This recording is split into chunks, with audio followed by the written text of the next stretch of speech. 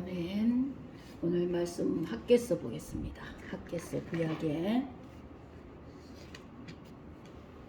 구약의 학개서 2장의 6절부터 9절까지 구약 1310페이지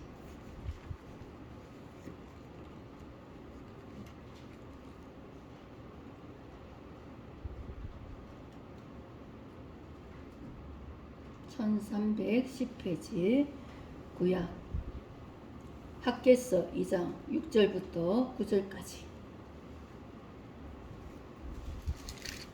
함께 읽도록 하겠습니다. 만군의 여호와가 이같이 말하노라. 조금 있으면 내가 하늘과 땅과 바다와 육지를 진동시킬 것이요 또한 모든 나라를 진동시킬 것이며 모든 나라의 보배가 이르리니 내가 이 성전의 영광이 충만하게 하리라. 만군의 여호와의 말이니라. 은도 내 것이요 금도 내 것이니라. 만군의 여호와의 말이니라. 이 성전의 나중 영광이 이전 영광보다 크리라. 만군의 여호와의 말이니라. 내가 이곳에 평강을 주리라. 만군의 여호와의 말이니라. 아멘. 학개서의 이 내용은 성전 건축에 대한 말씀이죠.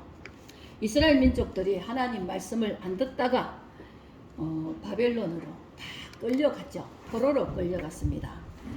포로로 끌려갔다가 다시 고레스를 통해서 이스라엘 백성들을 고레스를 하나님이 성령이 감동을 시켜가지고 고레스 왕을 통해서 바사왕 페르시아죠. 바사왕 BC 536년경에 고레스가 하나님 감동을 받아서 이스라엘 민족들을 돌려보내라 이렇게 된 것입니다. 그래가지고 이 1차, 2차, 3차 바벨론에서 이렇게 포로들이 돌아오는 장면이 있었죠. 그리고 나서 1948년에 이스라엘 나라가 정식으로 유엔을 통해서 나라로 선포가 됩니다. 나라를 되찾게 됩니다. 하나님이 나라를 잃을 것이라 너희를 흩을 것이라 해놓고 나중에 나라를 너희들을 회복시킬 것이라 하고 그 말씀대로 하나님이 하신 말씀은 다 그렇게 이루어져 가고 있습니다. 그래서 이들이 돌아와서 보니까 성전이 없죠. 성전이 없으니까 백성들이 너무 처참한 거예요. 너무 슬프죠. 우리는 성전을 중심으로 하나님께 예배 드리는 교회가 있다는 것이 감사합니다. 내 마음에 성전이 있는 것이 감사하고 예수가 내 마음에 있는 것이 감사하고 오늘날에 예배 드릴 처소가 내가 정말 하나님 앞에 나가서 예배할 수 있는 교회가 있다는 것이 감사합니다. 이스라엘 민족들이 포로에서 돌아와 보니 성전이 다 파괴되어 있죠. 그래서 스룹바벨을 통해서 이 총독 스룹바벨을 통해 가지고 성전 건축을 허락받게 됩니다. 그러면서 성전 건축을 허락받으면서 방해도 받고 너무 오랫동안 계속 짓는데 학개에서에 나오는 내용이 너희 집을 짓기는 빠르면서 성전 짓기는 더디다.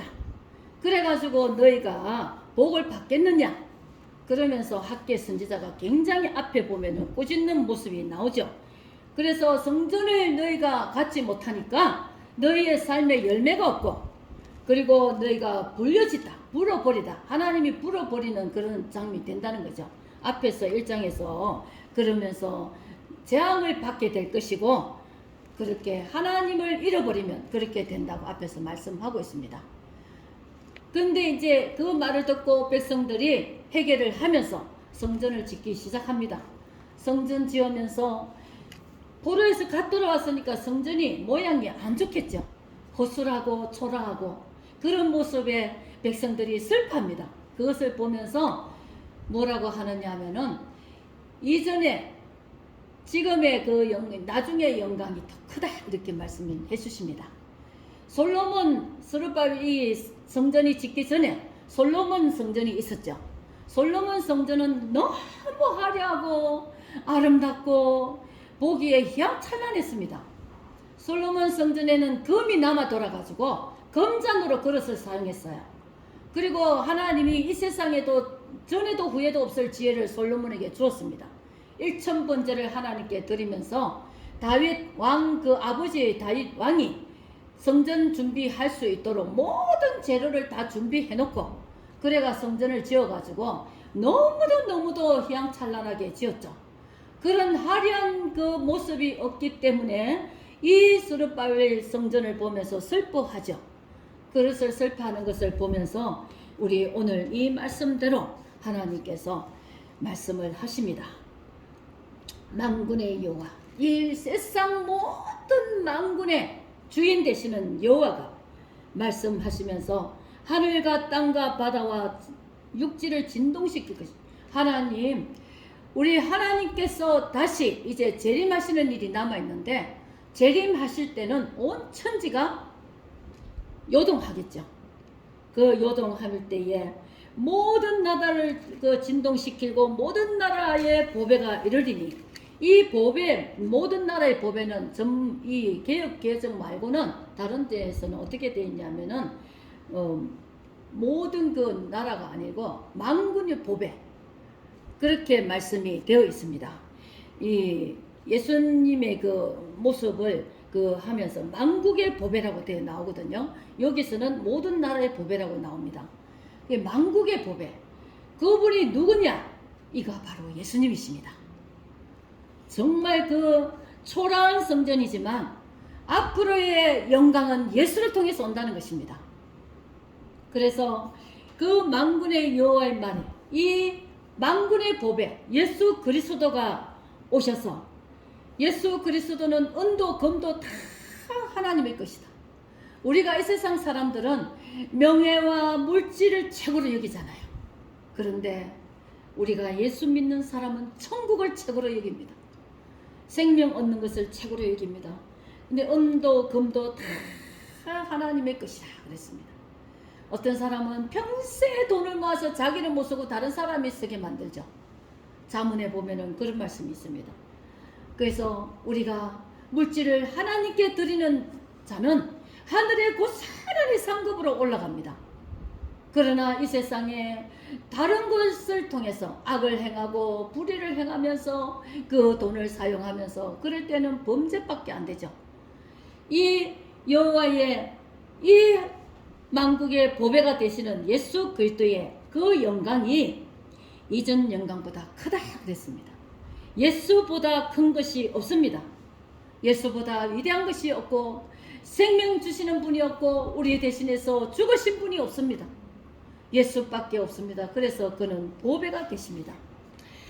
예수 그리스도의 그 헬라에 보면은 엔히오라 그러는데 아들, 아내 그 말이라 뜻입니다.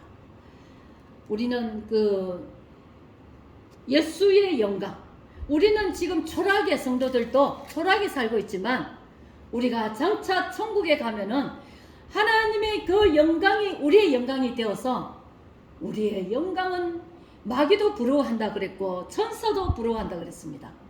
천사는 마귀의 종들은 귀신들입니다. 또 천사들이죠. 그들도 천사인데 타락한 천사가 마귀의 종들 부리는 귀신들입니다.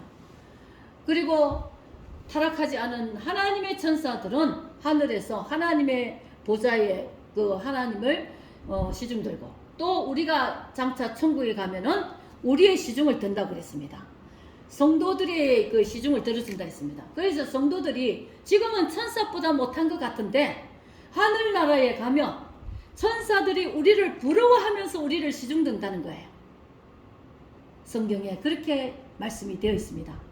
그래서 우리는 이 땅에 살면서 하나님을 따라 섬기면서 순간순간에 어려움이 있어도 그것을 참고 이기고 나중에 신앙의 성공자가 되면은 나중에 하늘나라의 보상이 있는데 그 보상이 너무나 영광스러운 겁니다. 만군의 보배가 되시는 이 세상의 모든 것의 주인이 되시는 그 보배의 영광이 바로 우리의 것이 되기 때문에 이전 그 영광보다 나중 영광이 더 크리라 그랬습니다. 그 백성들은, 이스라엘 백성들은 솔로몬의 영광, 솔로몬의 성전의 그 영광을 생각하면서 울었지만 그것보다 더 영광스러운, 솔로몬이 아무리 그 당시에 없는 거 있는 거 다 갖고 있었지만 솔로몬이 백합을 보라, 백합을 솔로몬이 키우느냐, 길쌈 짜는 것을 보라, 그것을 누가 키우고 있느냐? 하나님보다 못하다는 거죠. 아무리 세상에 뛰어나고 너무나 좋고 아무리 좋아도 하나님보다 좋은 것은 없습니다. 하나님에게로 받는 것보다 좋은 것은 없습니다. 우리는 천국에 가서 직접 우리가 목격하게 될 때에 정말 그 감동받은 그 표현이 우리가 다 표현이 안 될 것입니다. 이 세상에 사는 것이 잠깐 100년 미만입니다. 거의 다 인생들이. 그런데 마지막 죽을 때에 분명히 천국과 지옥으로 갈려질 때에 이 예수 그리스도의 보배가 내 안에 있은 사람은 천국으로 향하고, 누가 어떤 지위의 여하를 막론하고 예수 그리스도가 내 그 보배가 없는 사람은, 예수 그리스도의 그 성전이 내 안에 없는 사람은 지옥으로 바로 다 심판받아 가게 됩니다. 때로는 저도 그 지옥이 너무 고통스러운 곳이기 때문에 하나님 좀 1억년 살다가 용서할 수도 있지 않습니까? 이런 질문을 하고 싶을 때가 있더라고요. 왜냐하면 지옥은 너무나 고통스러운 것이기 때문에. 우리 사람들은 이 땅에서 자기가 고통 중에 고통을 당하면서도 지옥의 고통을 생각을 못하죠. 지옥의 고통은 상상이 안 될 것입니다. 성경에 나와 있는 그 정도, 성경에는 이를 갈면 슬피 온다 그랬어요. 잠시도 쉼이 없다 그랬습니다. 유황불에 뜨겁고 구더기도 타지 않고, 그리고 마귀의 그 고통, 마귀가 가는 채찍에 맞으면서 이 몸이 부활해서 다 천국과 지옥으로 들어가기 때문에 쌩쌩하게 느끼게 되죠. 천국에도 쌩쌩하게 기쁨을 느끼고 지옥에도 쌩쌩하게 고통을 느끼는 곳입니다. 지옥에 가면 내가 죽으면 아무것도 모를 텐데 뭐 이런 사람도 있지만, 그때는 지금 있는 육신이 부활해서 들어가는 곳이기 때문에, 부활해서 들어가기 때문에 영적으로 혼적으로 육적으로 고통, 이르는 고통을 내가 생각도 못했던 고통, 그것을 겪게 될 것입니다. 그런 것을 보면은 이 지나가는 사람들 전부 다 예수 믿으라고 말하고 싶은 거예요. 정말 제가 이렇게 사람들을 만날 때, 집안 친척들이나 형제들 만날 때도 안 믿는 자들을 보면은 가슴이 타가지고 너무너무 힘들고, 물론 주님이 나보다도 더 하겠죠. 주님은 자기를 몸을 찢어서 피를 흘리면서 왜 그랬겠습니까? 이 인간들이 지옥 가지 않도록 주님이 오셔가지고 자기를 어린 양이 되어서 그 죗값을 치르시려고, 죗값을 치러야 인간들을 구원해 줄 수 있기 때문에, 그런 공의가 아니면 하나님이 안 되죠. 사랑이 있으시면 공의가 있어야 됩니다. 죄를 용서할 수가 없는 거예요. 공의는 이 땅에도 죄가 있으면 감옥에 가듯이 우리 하나님은 공의를 가지셨기 때문에 죄가 있는 영혼들을 무조건 잘되게 할 수가 없는 거예요. 그런 공의 때문에 하나님은 아들 예수 그리스도를 보낼 수밖에 없었던 것입니다. 그 아들 보내시면서 얼마나 고통스러웠겠어요. 나의 독생자 아들 예수 그리스도를 육체를 입혀가지고 육체가 되게 하셔서 이 땅에 보내셔서 그 십자가의 고통 중에 고통을 못 받게 하시는데, 그 성부 아버지 하나님이 얼마나 고통스러웠겠습니까? 내 자식을 죽음의 자리로 몰아냈는데, 그래서 얼마나 우리를 사랑하시면, 우리의 영혼을 구원하시기를 원하신다면 얼마나 그 길밖에 없었으니까, 죄 없는 예수 그리스도가 죽는 길밖에 없었으니까, 그래서 그분을 아들 성자 예수 그리스도를 보낼 수밖에 없었던 것입니다. 이 땅에는 어떤 사람도 한 사람도 죄 없는 사람이 없기 때문에, 다 죄가 있기 때문에 제물로 쓸 사람이 없잖아요. 예수밖에 없었습니다. 그래서 예수님이 오셔서 죄 없이 그 죄의 값을 다 치르시고, 그를 믿는 자들은 다 구원을 받고 생명을 얻게 된다고 그 복음을 주셨는데, 이 복음이 외쳐져야 되는데 정말 이 복음이 외쳐도 듣지 않고, 또 우리가 주님의 마음과 심장이 되어서 외치지도 않고, 그런 이 시대의 모습이 보면서 참 너무 가슴 아픈 사실이죠. 저도 주변에 불신자들을 만날 때마다 정말 그것이 제일 고통스럽더라고. 저들이 뻔히 지옥으로 떨어질 걸 알면서 전하고 싶은데 전해도 안 듣고 너무 이 땅에 내가 살고 있는 그것이 다인 줄 알고 사람의 장례식에서도 그것을 보지 못합니다. 그런 걸 보면서 이 만군의 보배가 되시는 예수 그리스도가 이 땅에 다시 오실 때는, 초림하실 때는, 아기 예수로 오실 때는 몇몇 사람은 봤지만 만군의 보배 되시는 그분이 재림하실 때는 이 세상 천지가 요동하고 모든 사람들이 지켜보고 불신자들도 지켜보고 믿는 자들도 지켜보게 될 것입니다. 그때에 내가 주의 이름을 부르면서 주님이 내 이름을 불러주셔야 내가 주님을 그때까지 사모하고 기다리던 주님을 배울 수가 있습니다. 안 그러면은 주님이 믿는 자라도 교회 안에서 내가 널 모른다 하면은 끝납니다. 그죠? 지금은 마지막 이 시간에 서서, 마지막 종말의 시간에 서서 우리는 예수를 확실하게 믿고 예수님처럼 살아갈 수 있는 그런 준비가 되어 있어야 됩니다. 주님이 보실 때에 그가 바로 참된 내 백성이고 알곡이다 하고 인정해 주시기 때문에 주님이 그 성경 말씀은 전부 다 하시기를 불신자들을 위해 주신 말씀이 아닙니다. 성경은 믿는 자들에게 주시는 말씀이에요. 요한계시록도 믿는 자들에게 주시는 말씀입니다. 믿는 자들에게 정신을 차리라고 주시는 말씀이에요. 열처녀 두 사람이 맷돌 갈다가 이런 비유들이 다 보면은 교회 안의 모습이죠. 다 믿음을 가지고 사는 사람들입니다. 예수 믿는 자들입니다. 그런데 50%가 주님을 만나지 못하는 예시가 되어 있습니다.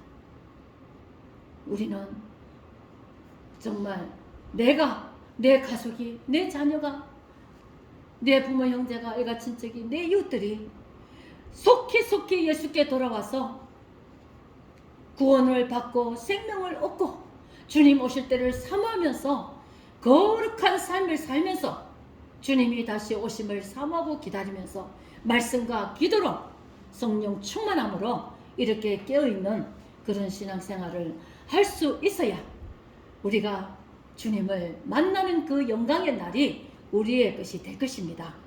우리는 그날을 위해서 살아갑니다. 이 땅에 잠시 잠깐 살 때에 어려움도 있고 고통도 있지만 항상 변함없이 주님을 의지하고 주님을 믿고 주님께서 도와주실 것을 믿고 기도하면서 주님만을 바라보고, 요한계시록에도 주님을 배신하지 않는 것을 얘기하고 있는 거예요.